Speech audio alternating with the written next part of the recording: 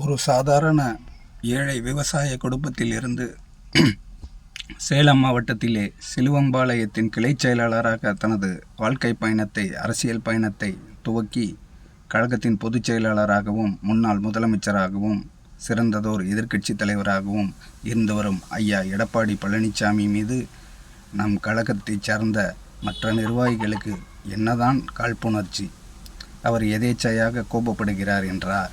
தனிப்பட்டதல்ல அரசியல்.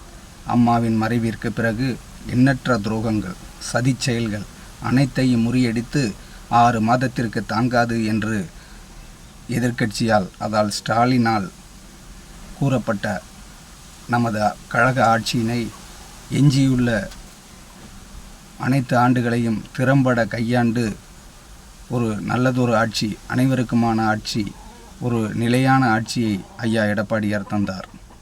வறட்சி, பஞ்சம், மழை, வெள்ளம், கொரோனா இவைகள் அனைத்தையும் சமாளித்து, திறம்பட சமாளித்து மத்திய அரசின் உதவியால் எண்ணற்ற பல நலத்திட்டங்களை, நல்ல பயனுள்ள திட்டங்களை தமிழகத்திற்கு அள்ளித்தந்தார். 7.5% மருத்துவ உள்ஒதுக்கீடு முதல் ஸ்மார்ட் சிட்டி திட்டம் மற்றும் 11 மருத்துவக் கல்லூரிகள், மாநிலத்தின் உட்கட்டமைப்பு வசதிகளை என்று எண்ணிலடங்கா பல நலத்திட்டங்களை அவர் செய்து காட்டினார், சாதித்தும் காட்டினார். இதற்கிடையில் அப்பொழுதே கட்சிக்குள் ஏகப்பட்ட துரோகம். 19 பேர் ஒரு அணியாக பிரிந்து சென்று ஒரு குழப்பமான சூழ்நிலை. நம்பிக்கையில்லா தீர்மானத்தில் ஸ்டாலினுக்கு ஆதரவாக ஓ பன்னீர்செல்வம், மனோஜ் பாண்டியன் போன்றவர்கள் வாக்களித்து அது ஒரு துயரமான ஒரு நிகழ்வு. இப்படி செய்தவர்களையெல்லாம் கட்சியின் அடிமட்ட பொறுப்பிலிருந்து, கட்சியிலிருந்து நீக்குவது தான் புரட்சி தலைவியின் வளர்ப்பு என்பதை ஒவ்வொரு தொண்டனும் அறிவோம்.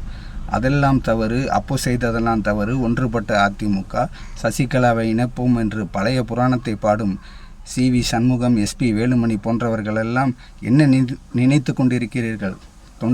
தொண்டனுக்காக உருவாக்கப்பட்ட இயக்கம்தான் நமது அனைத்து இந்திய அண்ணா திராவிட முன்னேற்ற கழகம் என்பதை மறந்து, பணம் செலுத்தினால் உங்களுக்கு வேட்பாளர் என்று அந்த மமதையில் வந்து விட்டீர்கள். மக்கள் எப்படி உங்களுக்கு வாக்களிப்பார்கள்? 10 தொகுதிகளை பொறுப்பெடுத்து கொண்ட சேலம் மாவட்டத்தில் 7